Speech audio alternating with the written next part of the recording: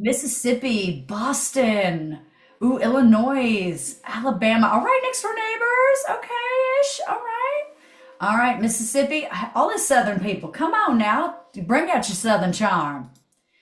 It's okay you say bad words in two syllables. I know exactly what you do. It's fine because I do the same.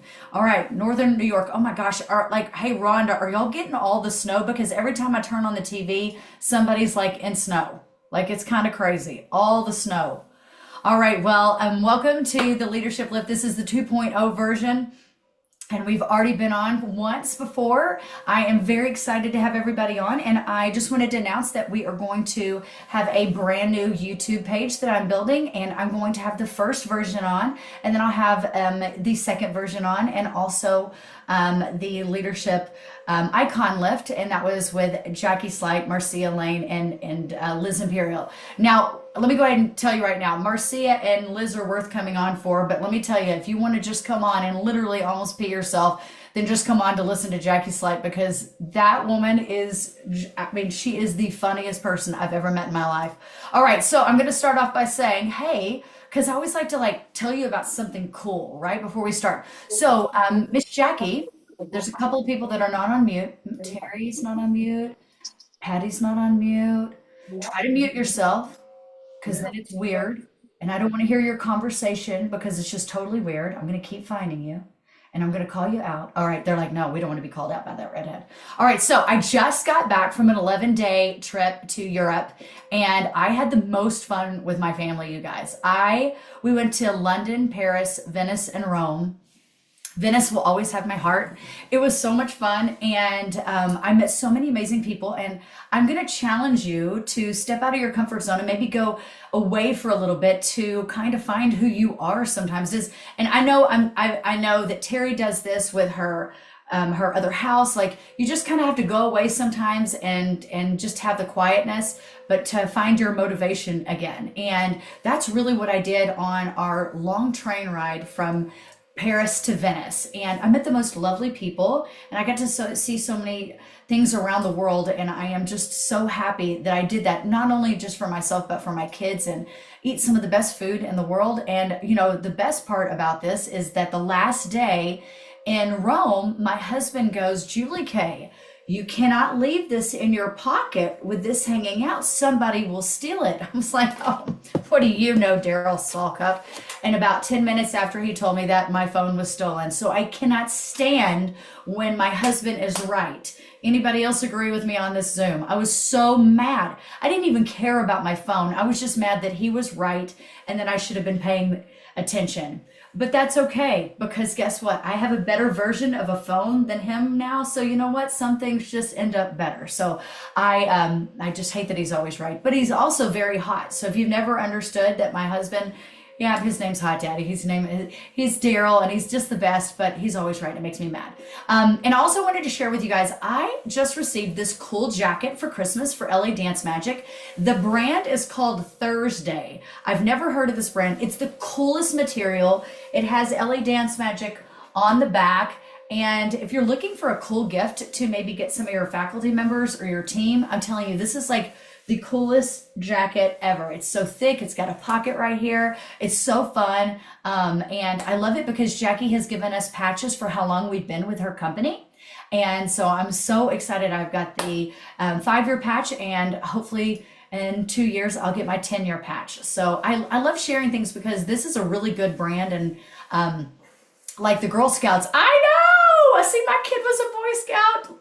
Misty, I love that you chimed into that. All right, so we got to get going really quickly, but I'm going to let you know that Miss Hetty is not going to be with us today, but we have a recording. And so what I'm going to do is once this recording is done, I'm going to go ahead and put it into iMovie and put Hetty in there like she was never gone. And I'm going to go ahead and send that to you guys. So I don't want to have to worry about share screen and all of that just because it is just too much trouble. And I want to get on the show on the road. And Terry, you are kicking it off, sister. I'm going to put you as our spotlight. And let's go, sister. Yay. All right. I'm literally starting a stopwatch because we have 6 minutes. So let's go. Good morning, everybody. It's so good to see everybody. I'm glad you're here. So we dive into something really, it feels like kind of deep for the first thing. But last time, the thing that I talked about for my few minutes then was about strategy and about setting goals and being strategic about what you're doing for yourself. So we talked about like setting personal goals and then making your business work for you so that you can actually attain the goals that you want personally. So whatever that is for you. But then we kind of go to like the next step of that. How do we actually get that done? And for me, when I'm helping studio owners and other people work towards these setting these goals, typically what I hear back sometimes is like, how do I get to do that? I want to delegate my things, but I just have a really hard time trusting somebody to take these jobs for me. Or how do I trust that somebody's going to do a good job or do what I say or do what I want, or that they're not going to take my students and run or open up across the street, like all of the things that some of us have been through, that we hear about and we're so scared of, that it stops us from actually doing what we need to do to progress, to move forward, to actually hit that next step. Because when you're doing everything yourself, it's completely unsustainable and it's not scalable. So like you can do it the way you're doing it, but you're not going to be able to grow that way. You have to be able to delegate things out and create a team around you that you trust to kind of take the ball and run so that you can work on building. So where my 6 minutes, or now maybe 5 minutes, is on trust. So here's what I want to kind of toss at you in this little bit of time is something that I read from Brene Brown. I almost called her my friend Brene Brown, but that would be a one-way friendship because she has no idea who I am, but I love her. So if you don't know who she is, you had to read up on her, hit up her podcast, put the audiobook on and listen to it in the car because she's got so many books and so many little nuggets of wisdom in there. But something she talks about that's around the concept of trust is her theory of the marble jar theory. I don't know if any of you are familiar with this, but I just love it for so many reasons. And it can also, oh, sirens going by. Fantastic. But that's helped me and for my children, for their navigation of trust and friendships, for myself and for my work life too. But basically what the theory is that we imagine that all of our friendships are all in these little like mason jars. And as you relate with people and you go through life with people in your life, say friendships, for example, the little things that they do, that you both do for each other, deposit little marbles in the jar. And the way that marbles get deposited in the jar are little things like they text you on your birthday, they call you on your birthday, you ask them to meet up for coffee and they actually show up. They respect your time. Like you can, little things like around the holidays, you send a text, or you're having a tough day and a couple days later, that's the friend that reaches out to see if how you're doing a couple days later.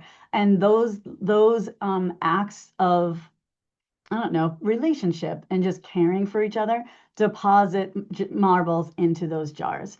And so when it's time for you to then withdraw and you need somebody to lean on, or you have something you need to talk through, or you need a good friend in that moment, you look for the people and the jars that have the most marbles. And those are the people that you actually should lean on to trust. So often, sometimes when we feel like we've been burned, we've reached into a jar that really had no marbles. They hadn't put any marbles in the jar. They hadn't made any deposits. And we were really hoping that it was a stronger relationship than you thought it was. So you went in to make a withdrawal, but they really hadn't made any deposits in there. And I feel like that's helped me a lot in my relationships. I've made those mistakes and I've been like, I don't know why I thought that person was actually going to hold that secret, because there were no marbles in that jar to begin with. So I don't know why I needed to know that beforehand. It's also really great for us to also think about that in relationship too, that we are making deposits into other people's jars too. And that if I want to be the person that is trusted, or I don't know, invited or included, then I have to make relationship deposits into those jars too. So that is, I don't know, I like to think about that often when I'm like, oh man, I didn't get invited to that thing. Why not? Well, because I myself have not reached out to that person in the past 5 years. I did not text them on their birthday. I did not see how they were doing after that big thing happened to them at work or whatever. I did not make any deposits into that jar. So I don't know why I thought that it was going to be that I was going to be included in that thing. And that's helped my kids a lot too. And even now, as they're off in college or whatever, they'll say like, nope, it wasn't a marble jar friend. I don't know why. I don't know why I didn't realize that. So it's silly, but it does help. So relating that to our work life, the same thing applies. When we're looking around at the people that work with us and we need to hand off a job, we want to delegate something big, something meaty, something important. We also have to look for those employees or the people around us that have made really good marble jar deposits. And the way that they do that in our work life is like, the ones that show up on time. The last one that's there on recital night and they're willing to pick up all the water bottles and like do the last thing, and where does the lost and found go? Like these little things where they show you that they care. Mentally, marble in the jar.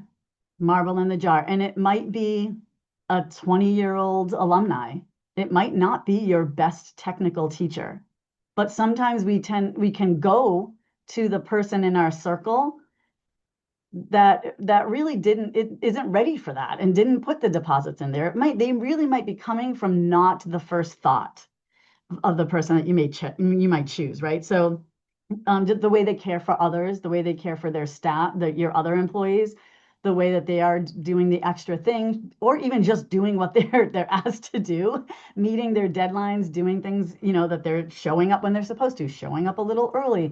Those are the people that you should lean on to be the trusted relationship, to actually hand off the project, those kinds of things. So that's one of the things, to find them. And then once we've found that person and we're connecting with them, we just have to be super clear and work together with them.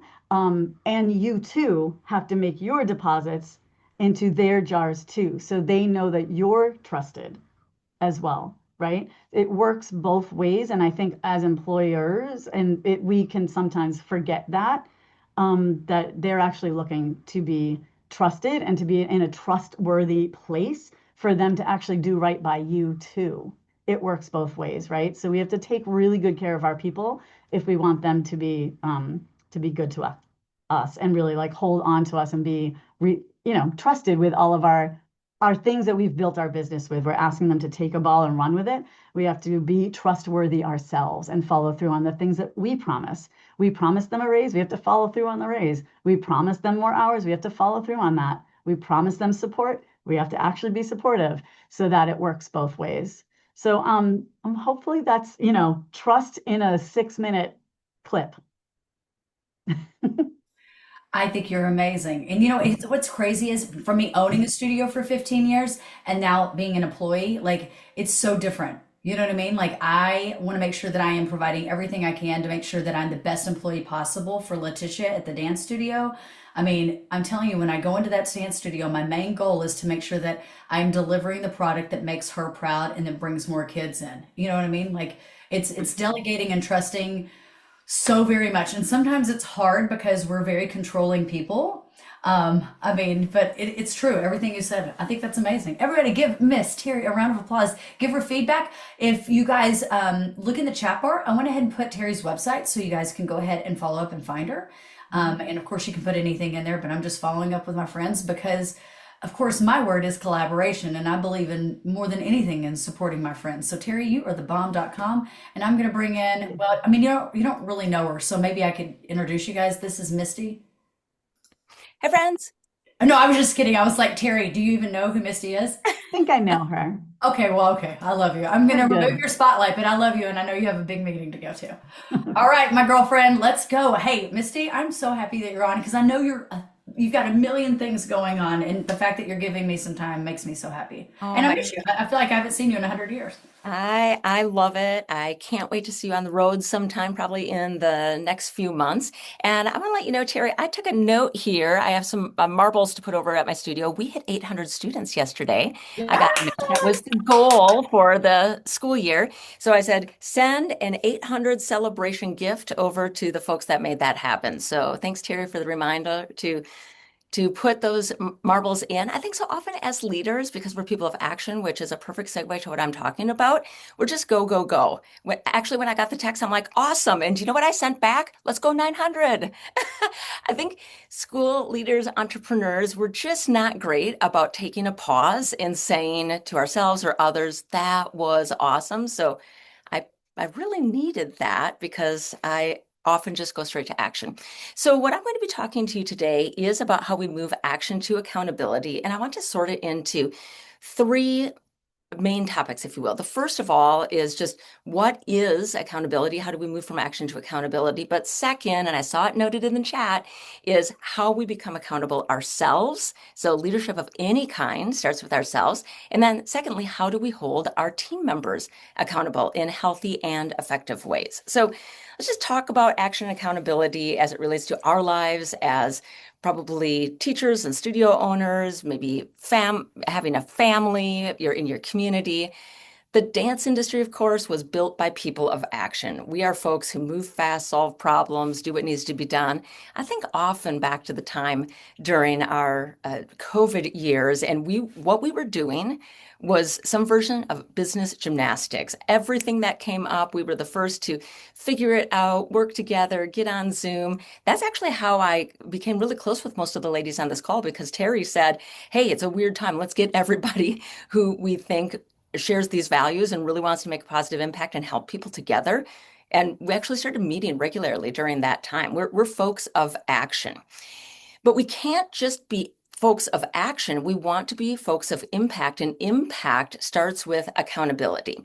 And action means we're going to do something, or say we're going to do something, or have an idea about doing something.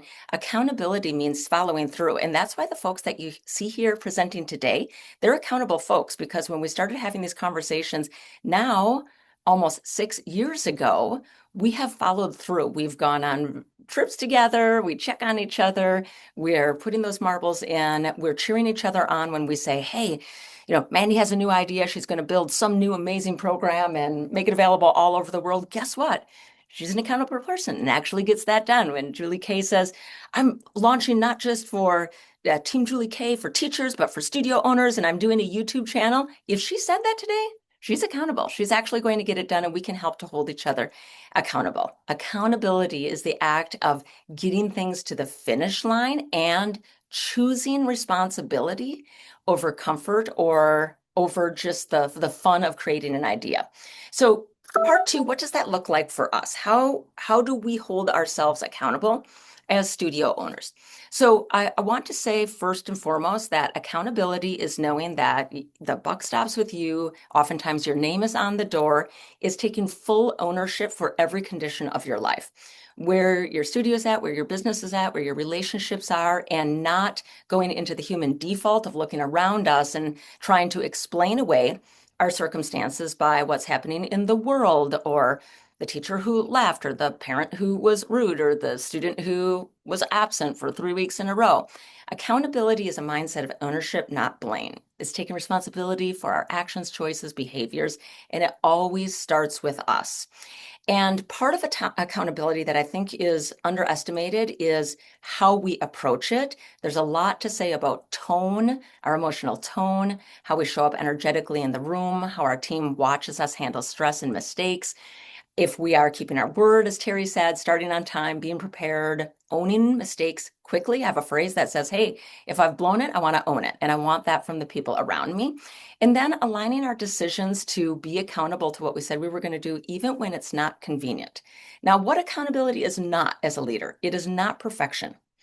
So sometimes we have to say, I said I was going to do this, and I actually cannot for these reasons, and I'm going to be accountable for the impact that I can't get this certain thing to the finish line, or I can't build the new studio that I said I wanted to build, or do these certain things. So it's not perfection. I would still be accountable for the finances in my business, even if we had not hit that 800 student mark, which was the goal that was tied to our budget. But it is about being clear and consistent and modeling that to our teams. It's a level of standard. And when we do that, we have a better shot of getting accountability from our teams. The main point I want to make in this part is that accountability with your teams thrives in clarity. Your team can only be accountable to what is clear. I often say clear is kind. So what can we be clear about as leaders? Clear roles, clear job descriptions, clear expectations, clear timelines, clear outcomes. And what does that look like? Maybe for a teacher, it's that they can only have X amount of have absences, or you want them in the building 15 minutes early, or that they're going to attend a certain amount of professional development, or recital dances are going to be done on a certain day and the music has to be turned in on time. When you're clear about that, then you can actually have conversations about accountability, saying, we had an agreement that this is what winning would look like in your role as a teacher or the person who orders the costume or takes care of the competition registration. And then at that point, if you're clear, you have the agreement, you can say, we either did not do what we agreed to do, we did it, or we exceeded it. And I love to reward people who go above and beyond. But what I don't want to confuse this with is accountability is not just control, it is managed responsibility. Again, expectations up front, checking progress so that you can identify problems before they escalate, addressing issues directly and respectfully. I can't tell you how many probably months, if not years, I've wasted in my head addressing issues in my head and being worried about it or upset about it and not actually just going straight to the person or the issue. And I've gotten much better at that over the years. And it's an area I want to continue to grow in. But most importantly, when leaders are consistent themselves, accountability feels safe. So when you model your own accountability and say, hey, I've said this is what I'm going to do, I did it, or I said I was going to do this and I didn't, or guess what? We have to do this thing and I didn't do my proper planning, then when you're holding others accountable because you have modeled that full spectrum of accountability yourself, it's going to feel safe. It will build trust, the thing that Terry talked about. It will strengthen your culture, and it has carryover effects. It improves your relationships with parents, with students. It improves morale. But most important, it moves you from just action to impact, and just from being somebody who gets through all the check boxes in the year of a studio to a person who builds legacy. And I know that's what everybody is actually here for. And I love that you continue to learn about how to do that better. Julie Kay, thanks for having me today. Love y'all. You are the best, sister. Go do your thing. I love you. Thank you so much. You're Take so care. sweet. I love you. I'm going to All check the right. chat before I leave. See if, yeah, Oh, let me. I put your website in there. They know where you are, girl. Oh, no, I just want to see what people learned. Let me know if you learned something or if you're going to take something away. I'll peek at the chat before I head out. I love it. I love it. Go have the best meeting ever. All right. Now we're coming to you live from Patty's car. She's on mute. And so whenever she finds out that she's like, oh my God, look at her. She's like, okay, yes, I can't hear you, but I love you. Dun, dun, dun, dun, dun. There she goes. Here I am. Hi, everybody. I And she's locked got her dog myself. with her. Mandy said it was her horse. I locked myself out of the studio this morning, so we are in my car. My talk today is from empowering my team to having patience to lead my team. I want to talk about patience, and I need to be honest because patience does not come naturally to me. It's something I have to work on every single day. My default response, especially when things feel crazy, is I could do it faster. I could do it better. I don't have time to explain this, so I might as well do it myself. The truth is, sometimes that works, that's accurate, but leadership is not about proving I could do it better. It's about building people who can do the tasks that I give to them. I'm a builder, I'm a problem solver. I see what needs to be done and I do want it done right. But when I care deeply about my studio, my standards, and my people, waiting can feel uncomfortable and most times frustrating to me. But what I've learned and what I continue to learn, that it's important that I have patience in my leadership. It builds capacity in the studio with our leadership. I feel I'm always balancing two things: the standard I've set and the refusal to lower those standards, and the leaders that I have growing towards it. Patience is what lives in between those two lines. It's allowing growth to take time without lowering my expectations. It's trusting the process by holding the bar high for my team. Empowerment doesn't happen because I fix everything myself. It happens when I explain even when it takes longer to get that job done. When we let someone try, even if it's not perfect, when we step back, even when stepping in would be so much easier. The hard part for me, because doing it myself feels very efficient, but it costs my leaders growth in the long run. One of the things I remember myself is this: holding the standard of my school high does not mean I need to hover over my team. It means I'll support you, I'll guide you and coach you, but you have to do the work to meet the standards set at the studio all on your own. In my studio, excellence matters, safety matters, consistency matters, but excellence that's rushed or forced doesn't last. Patience allows people to grow strong instead of compliant. Patience also creates safety.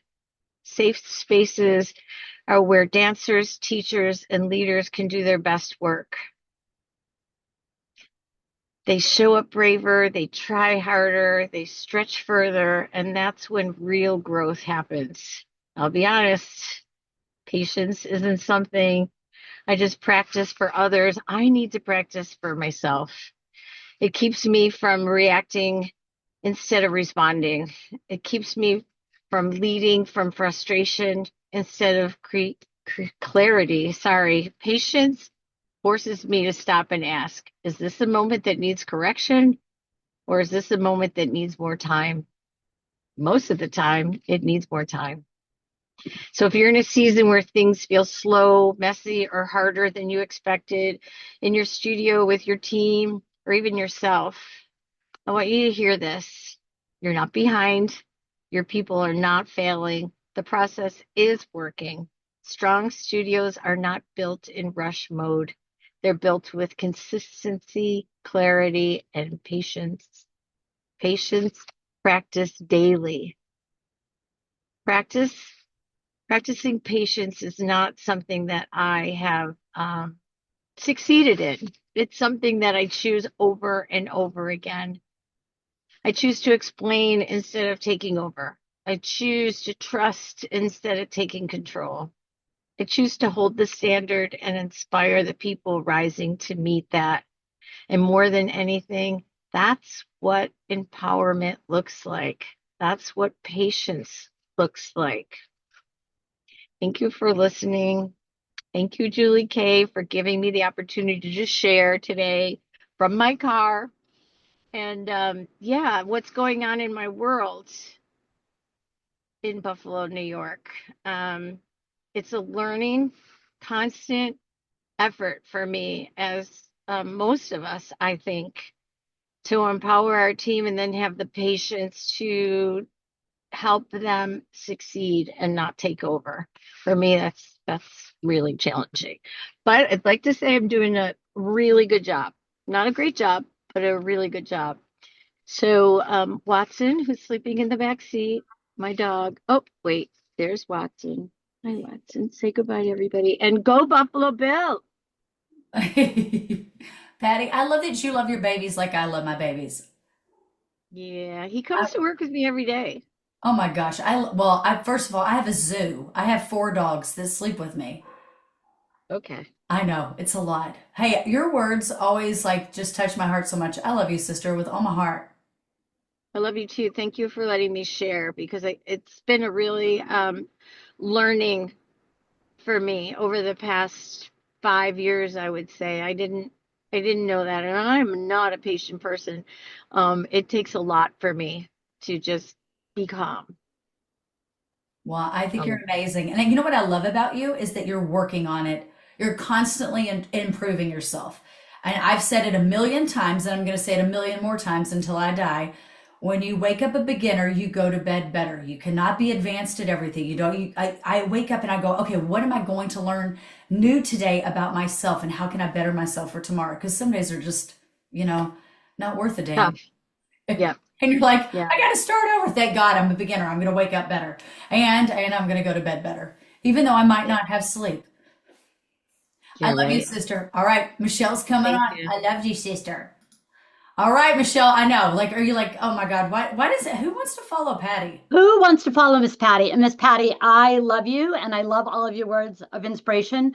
But I do need to say one thing.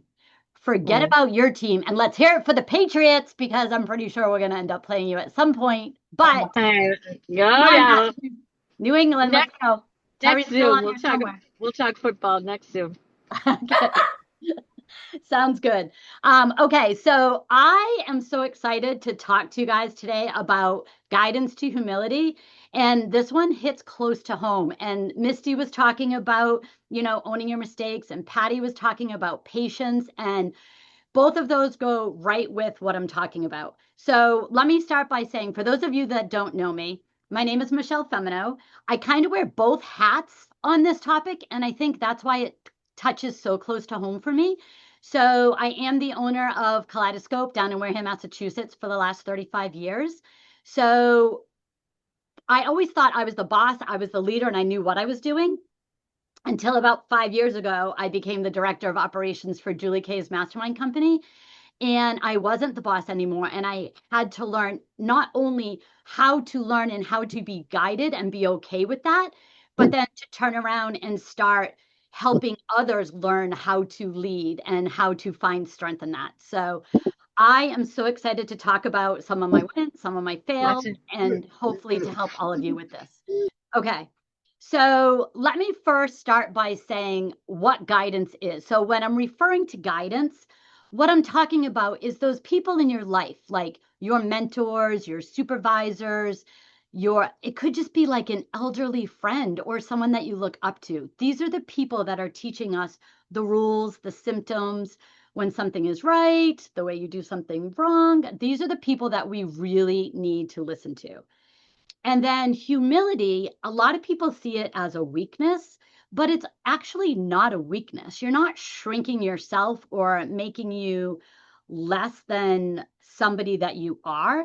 It's actually more that you know you're good at something, but you don't want to come off feeling that you're superior to anyone else or that you can do it better or that you need to prove to someone in order to do it better. This takes time. And like Misty said, humility and being a good leader is the ability to fall and to be able to accept that and to own it. These are hard lessons, and they're hard lessons when you're trying to prove that you think you are a good leader. If we can just take a pause and go, okay, she's not saying that to hurt me. She's saying it to teach me and to take a step back and really listen. All right. So when we're being guided, we need to be guided because that is what's going to teach us how to lead. It's what's going to help us grow as a leader, and it's going to make us a better leader. We have to be able to listen to what other people are telling us so that we can, again, learn from those failures, learn from what they're telling us, and move on from then. When we are beginner leaders, we are the ones asking all the questions, right? You have someone under you. They're asking you 1,000 questions. Like Patty was saying, sometimes we're like, oh God, she's at me again. Like I should just do it myself. It'll just be quicker if I do it myself.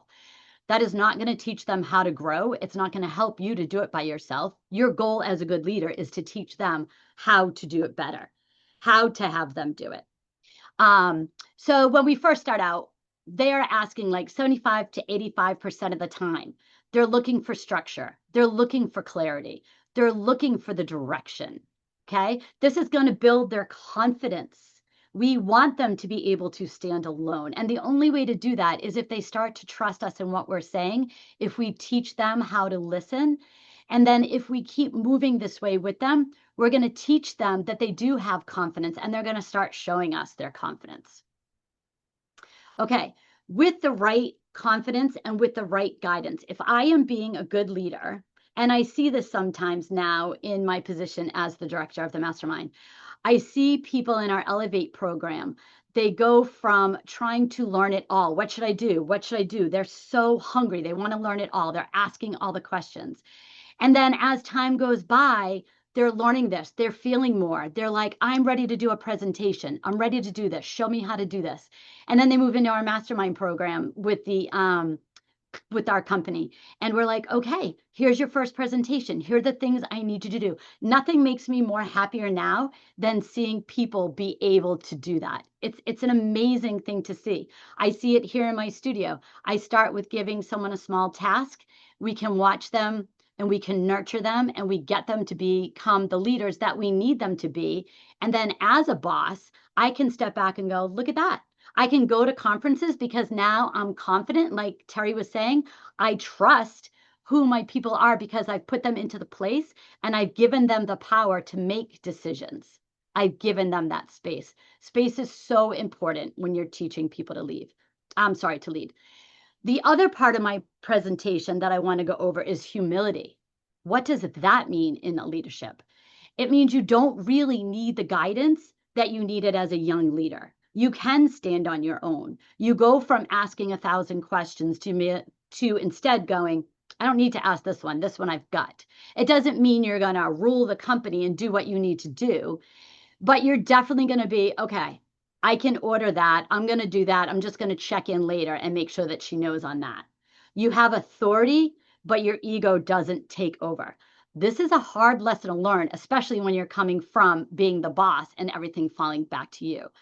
You also have to learn how to work as a team. This is also hard. You have to learn how to listen fully. And like Patty was saying, you have to pause before reacting. We just learned, Julie Kay just gave us this thing and it talked about colors. You're a red color, a blue color, a yellow color. Guess what color I am? Red. I'm red all day long. I always want to say it has something to do with being in the Northeast, right? We're quick. We want it done. Hurry, hurry, hurry, hurry. Well, in the South, they work a little slower. It's fine. It'll all be fine. This was a big learning curve for me. I had to learn how to be a leader without being a D, right? I had to sit back and listen.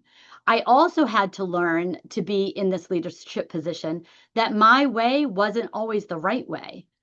I was the one that you would come up with an idea of like, yes, but, yes, but, yes, but. It's so easy to be that yes person, not because I want to be right, but because I want the company to succeed. This is a great idea. I think we should do this. Ooh, I'm not so sure if we should do it that way. To be a good leader, you have to lead with humility. You have to allow other people the space to make mistakes or to have a better idea than you. And if they have a better idea, you have to be the leader that's like, yay, yes, I was wrong. You were right. That is actually a fabulous idea. And what you'll find out is that when you give your team trust, when they know that they trust you, when they know that you're giving them space, you're going to work better together, like wholeheartedly. I want to take away with, I believe that people see looking into us, our company, now I'm talking about the Julie Kay Mastermind Company. There are 6 of us that pretty much are the back end of the company. There's about 15 other leaders that are phenomenal at what they do. And we all come on and we all do presentations.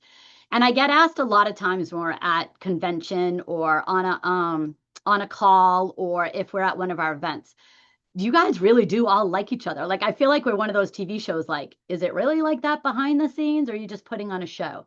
If you've ever been to one of our events, you know. We are all best of friends. Do we talk to each other every day? No. Do I know that I could call any one of them in a heartbeat? Yes. Do we all have the same titles? No. None of us have ego titles.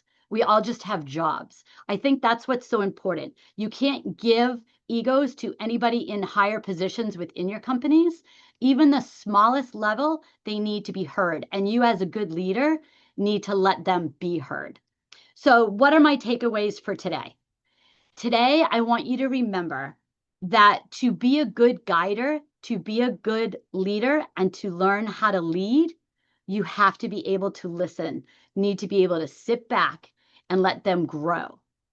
You've seen this repetition now, right? Misty has said it, Patty has said it, Terry has said it. I'm sure it's moving forward with what Mandy and Julia Kay are about to say. If you guys take anything away from this, it's take the pause. Take the pause. Listen to your people, give credit where credit is due.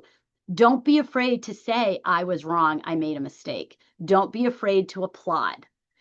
The strongest leaders, they never stop learning. We can learn from the lowers. We can learn from our peers. Lead with strength, because leading with strength is what makes us all better. Hope you guys have had something to take away with this. Thank you, Julie Kay, and everybody else. I love coming on these calls. I love sharing all of this stuff with you.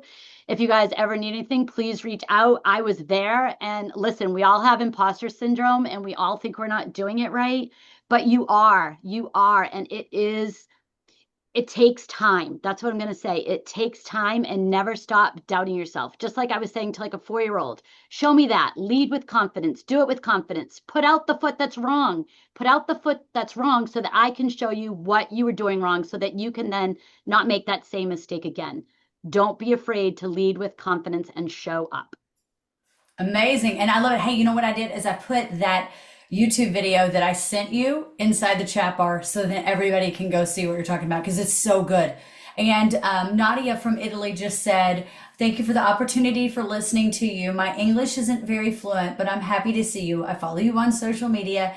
Thank you for your time. Bye-bye, Nadia from Italy. Like, stop. Like, how cool is that? Thank you, Nadia. So But fun. I'm just mad because why didn't I go visit her when I was in Italy? What is happening? Oh my God. Amazing, Michelle. Really amazing, amazing, amazing. Thank you. All right, Amanda, what you got, girl? Let's go.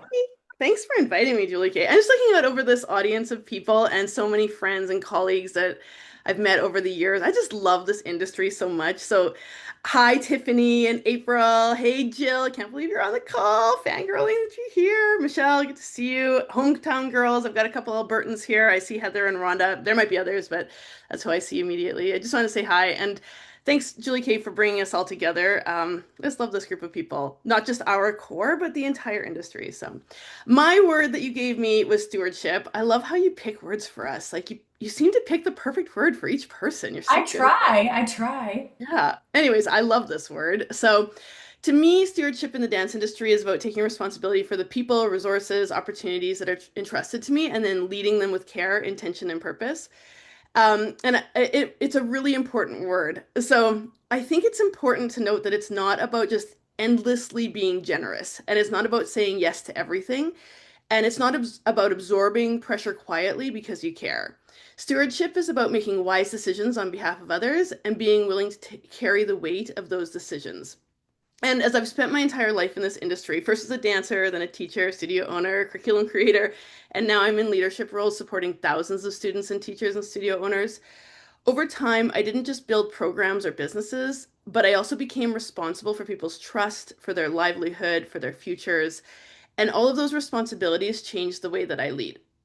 I want to tell a quick story because when I was young, my parents didn't have a whole lot of extra money, so I couldn't take every dance class that I wanted. It wasn't a hardship, but it was formative, and I learned how to be resourceful. I learned how to pay attention. I learned that opportunity matters. I remember as a young girl sitting outside the studio before and after my own class, listening through the door, trying to learn the combinations from the teachers, even though I wasn't officially in the room. I remember telling my mom that I had to be at the studio like an hour early before my class, and then I had to stay an hour late. Didn't have classes, but I just wanted to be in the studio and absorb everything that I could. And that those experiences shaped how I saw opportunity, and then later how I tried to create it for others when I first owned my studio. So when I became a studio owner, I gave away lessons, like a lot of them. I really wanted any child who wanted to dance, and I didn't want finance to be the thing that stopped them.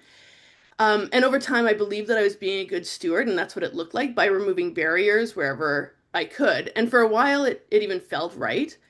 But then one day I found out that one of the families that I was giving these free lessons to was taking their kids to Disneyland. Yeah. At the same time, I couldn't afford to take my own children to Disneyland.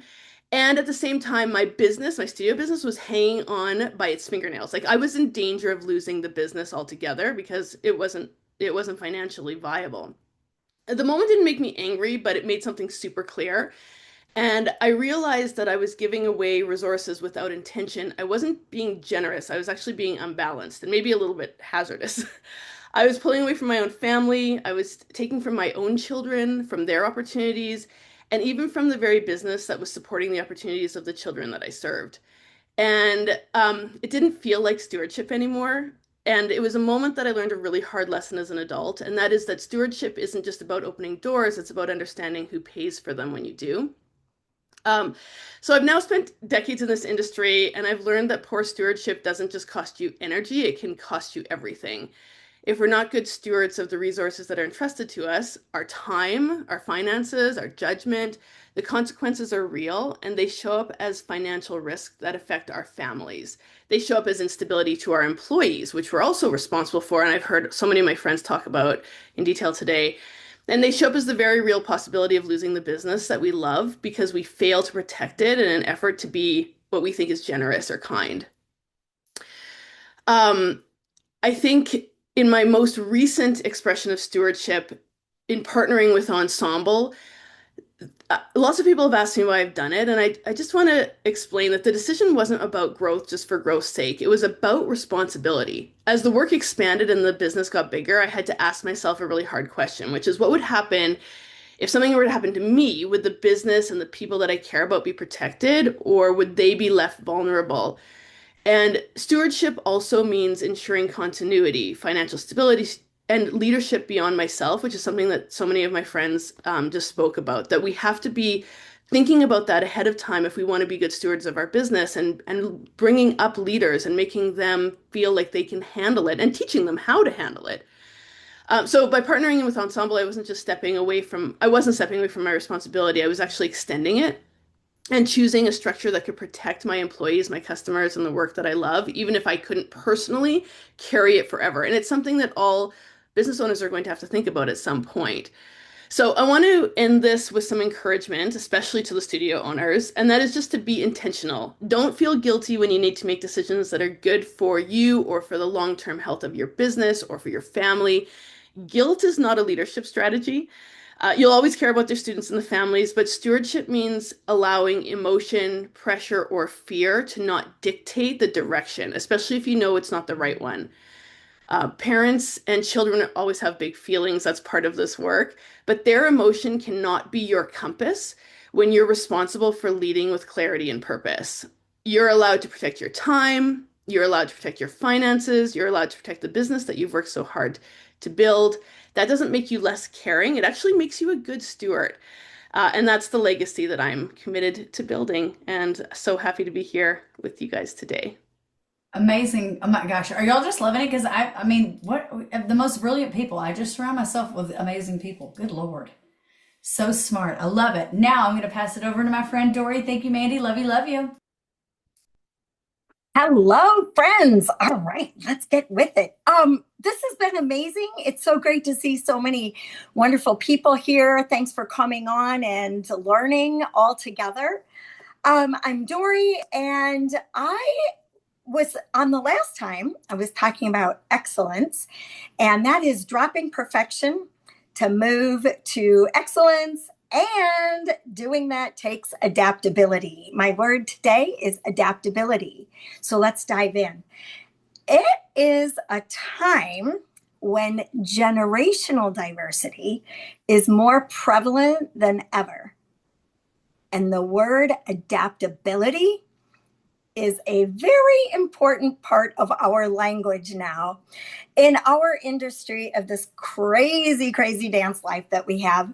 There are many of us in our studios that have 3 or 4 generations working together. Well, okay, maybe not always together, because generational diversity sometimes is a little stressful.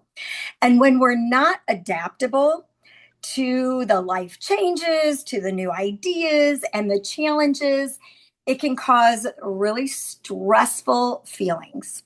So we get stuck, we hold our breath, and we get frustrated. So how do we overcome this? Well, here we go. We train your brain to become more open to new ways and ideas. Yes, we have to train our brain to be adaptable. So we want to be open to change, be adaptable. And so here's a few ways. Being adaptable is being intentional. We just heard that. And being intentional with your communication. So be aware of the adaptability that you need with communication, because not everybody receives communication the same way. So one of the best training projects I've ever done was a DISC assessment. It's kind of like the colors, the red and the blue and yellow. And the DISC assessment, I became a certified DISC consultant. And I tried this out on my team first because, who else are you going to try it out on? And oh my goodness, let's talk about learning how to be adaptable quickly. It takes time to recognize the differences in communication styles of others and kind of how to shift and adapt to each person you connect with. And that goes for the parents we're talking to, the children, and staff members. Everybody's got a different communication style. So adaptability through communication leads to sharing experience and listening to new ways. And I mean, really, come on, consider new ideas and maybe helping each other become adaptable. And what is the outcome? What's the outcome that you want? So we're going to train our brain to become adaptable. Excellence in communication is helping you become adaptable, and it really turns the friction into fuel. So many of you have heard me say, listen, learn, and grow. And we've heard about listening from many of our speakers today. And so this is something that's carried me through to be adaptable. Okay, friends, there was a time I wasn't so adaptable because back in the old days, and I'm old, this is just the way we do it. I was just like, this is the way we do it, and rushing through everything. But when I learned communication and I studied adaptability and communication, well, things started getting better. Come on, now raise your hand. Anybody else here been like, this is just the way we do it? But I quickly learned through failure, of course, because how else are we going to learn? We got to fail. And I learned to be adaptable. So learning the communication helped. And being adaptable with a sprinkle, a pour of resiliency helps growth become stronger and it lasts longer. So 5 things to be adaptable. Are you ready? Here we go. Listen to understand, not to correct. Ask someone, how do they prefer their communication? I just did this with the 20-something. I'm like, all right, you're not answering all of the messages. How do you need to have communication? And she said, well, just send me a text when there's an email to look at. Okay, that's how we're going to communicate. Number 3, discuss vision and then how to implement the vision. So listen to the ideas. Value wisdom as well as fresh ideas. That's mentoring programs. Pair up the young with the older and get those generations blending and working together.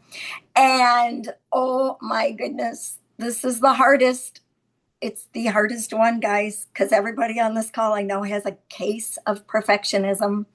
And we need to let go of being perfection driven and just get to excellence.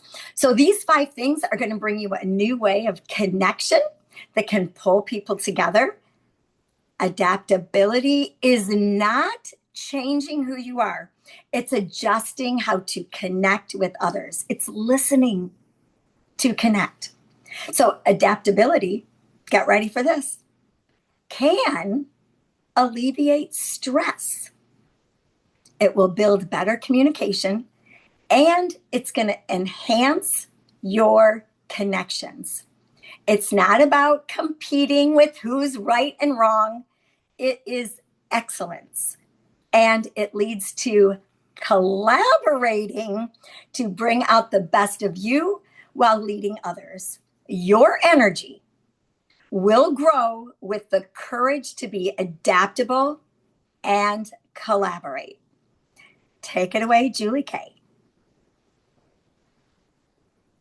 Thank you so much, Dory. Love you, love you, love you. Y'all are the best. I put all of these, every speaker that's been on today, I have put their information in the chat bar. So if you guys want to connect with them, and as soon as I get this uploaded and on my YouTube page, I'll go ahead and share it with you guys. And that way you can watch all of it and go back and see all the amazing things. Thank you so much, Miss Dory.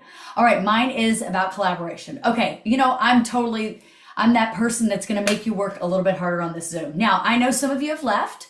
I've been keeping mark of exactly who has been coming up and down from the meetings, and mine is about collaboration. It is the thing that I love the most.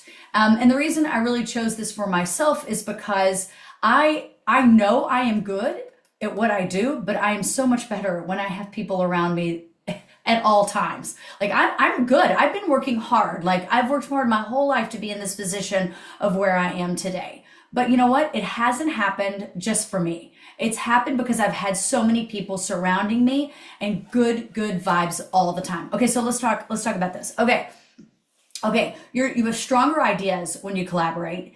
It builds ownership, it multiplies strength, it grows trust and culture, and it raises the standard. That's my favorite one, is it raises the standard. Okay, so this is what your challenge is for today, okay? Or maybe for this week or weekend, all right? What I want you to do is open up a Canva document, okay? And think about something that you have been wanting to work on for a long time. Maybe it's a new logo, okay? Maybe it's a new work booklet to let everybody know what your dance studio is about.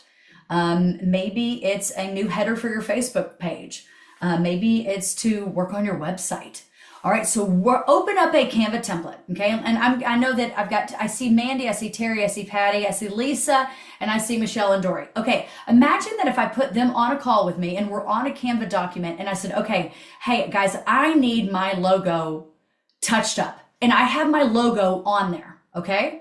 And this is exactly what I've done with Michelle, Haley, and the team that we were working with. And this is so cool because it really showed what collaboration is all about. So, all right, I put it up. All right, I'm sweating. I got to take off my clothes. I know it's not Magic Mike yet, but it might happen. Okay, so let's talk about this. So if I say, hey, Mandy, look at my logo right now. What is something that you would change? So what I want you to do is push the little copy button on Canva, let it drop down, and I want you to work on it for a second, okay? And then I want Patty to do the same thing. And then I want Lisa to do the same thing. I want Dory to do the same thing. I want Michelle to do the same thing. And you know what? Guess what? We've got 3 minutes to work on it quickly. Give a timestamp and make it happen. What's going to happen is you're going to scroll down and go, oh my gosh, Mandy just did that one little thing, and that made it look 150% better. So when you're in a meeting with your team, whether you're an ensemble, whether you're a dance studio owner, or whether you're a dance teacher and you're like, dude, I need some help with some recital songs, like some recital choreography. Start to have these collaboration meetings, and all of these, it will start to flow, you guys. I'm telling you 100%. And the one thing about it is it really will define you. It will really define who you are because you want input and all of those things. Hey, Mandy, can you jump on for a second? She's like, no, yes, I don't. Can. Oh, okay. I'm not saying no to you, girl. Okay. Okay, can you imagine, if you and I were, if I pulled up a document, do you think that it would hurt my feelings if you started changing things on my document?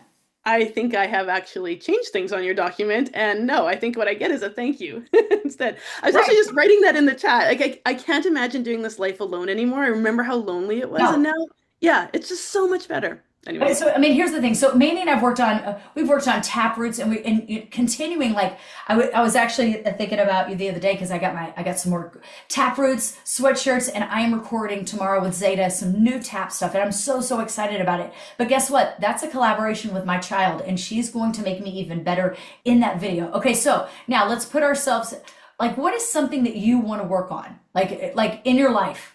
What is it you want to work on? Say something. Right now I'm working on org design, where people should live in the organization. So that's probably the top of mind for me. Okay, perfect. So I'd say, okay, Mandy, I've got some ideas for you. Well, what about we go into Canva and we create a flow chart, or a Mhm. roadmap. And maybe it looks like my Candyland things that I do, and we could start doing that. And what it would do is it would spark ideas and Oh help my you. gosh, that's so good because I was just thinking I need to tell people how to move from place to place. The Candyland thing would be so fun. Way funner way to do that. Okay, well, and so here's the thing. Do you see how it just sparked her brain of like, okay, how do I do this? Okay, so I'm just going to show you this because this is how quickly collaboration works. Okay, here's my Canva. Okay, so I'm going to go to a template, and guess what? I'm going to put in roadmap for my girl. All right, let's see here. Well, I was going to put it in and then it didn't happen. Okay, so here we go, roadmap. All right, so now we're going to put in roadmap, and we're like, okay, there's some cool stuff. Guess what though, Mandy? We've already seen that. Let's put in a board game. Okay, let's put in a board game. Now my Candyland has come up, and I'm like, okay, okay, this is kind of cool. I kind of like that, but oh no, Mandy, I really like this. We can strip this down, and then we can start working on a start to a finish project. You Oh see my what gosh, this is so good. You're doing my work for me today. you know what? I'm here for you. I'm here for you. Or I could go into my designs and go roadmap. What have I already created? Okay, let me do this. Okay, let me click this open. Okay, this is a roadmap for Dance Dynamics, the studio that I work at. Okay, so this is going to be a start to a finish line. And you know what? This is maybe something, Mandy, that would actually just, spark your interest to go, oh yeah, I need to put my QR code on there. Oh wait, I need all of this information on there. And then when you start scrolling, you're like, oh, okay. Here's a competition roadmap. Wait, hold on. Here's a backstage roadmap. Wait, here's a recital roadmap. And here's all of the things about the summer. Oh my gosh, wait, and all the recital costumes and kind of a template of me working on. And then what I would do is I would be smart and say, hey, you know what?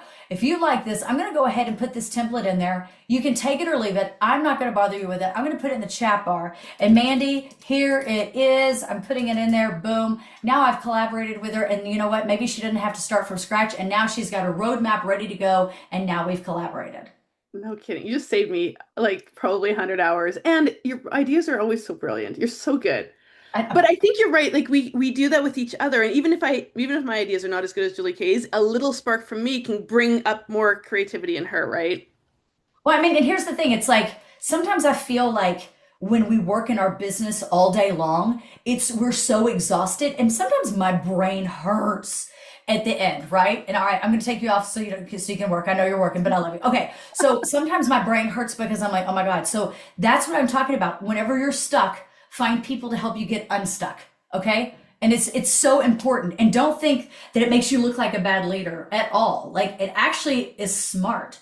Haley and Michelle and I were on a call this morning with a company called Vibe, and the guy was so great at his presentation, and he brought up so many ideas, and then all of a sudden Michelle was excited, and then all of a sudden Haley was excited because guess what? The company's name was Vibe, and it really got the vibe going. You know what I mean? So it is all about collaboration. So my challenge for you, I mean, I could talk to you about inspirational stuff all day long, but who the hell wants, you've already listened to, almost 45 minutes of that. And that's great because everybody's so fantastic. I just wanted to give you a little bit of a challenge and a little bit kick in the butt today of going, okay, collaborate with your people. There are so many things that can come up with it. And one of the best collaborations that I did was at a cool little breakfast in Planet Hollywood where I pulled out my little laptop and I said, hey, Mandy, what do you think about this? And then boom, Taproots happened. Do you see what I mean? Like it is that simple that it happens. Like I've gone to an event and I'm like, oh my gosh, I met this person. You know what? I feel like they'd be great on my team. Their vibe is cool. Their energy's great.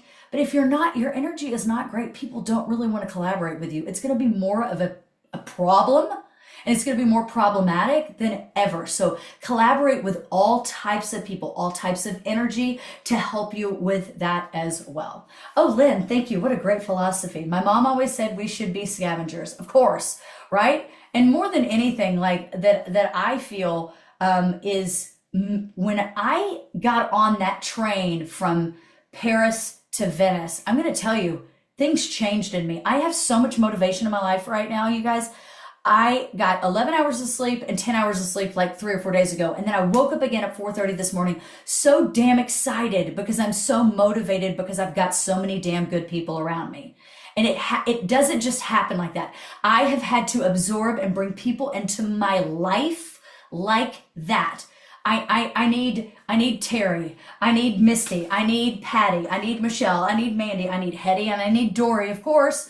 And you know what? I really need myself to be great because you know what? When we're all together like that, we're all amazing together. And that's what a true collaboration is to me. And when you think you're like, oh my God, I can't do all this by myself. I'm pissed off. I'm mad at this. I have to do this damn laundry and I've got to do this and I'm just mad at the world. Stop. Collaborate and listen. Okay. Well, maybe y'all know that song. Okay. Mandy was already dancing along. All right. So here's the thing. Really collaborate with each other and think about for the next meeting that you have of saying, hey, you guys, what do y'all think about this template? Because then it gets everybody working in your business and improving the product more than ever. It's improving the product. Okay, I've talked enough, and guess what? I'm already late for another meeting, but I love all of my friends on here. I'm going to make this into a YouTube video with Hetty's information because you know Hetty's always got great stuff to talk about. But I'm going to go ahead and open the floor for about 1 to 2 minutes so you know you're on a timestamp.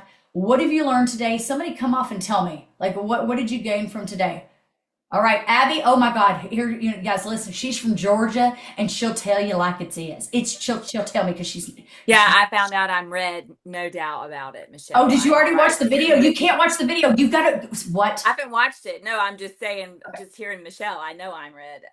But I think right now I'm stuck, so I've got to get unstuck. And I think just and also I try to do everything on my own. I try to do it all, and I have an amazing student who's just, graduated and is back, hopefully gonna eventually take over, and I need to just let her learn. So I'm trying. So I'm getting there.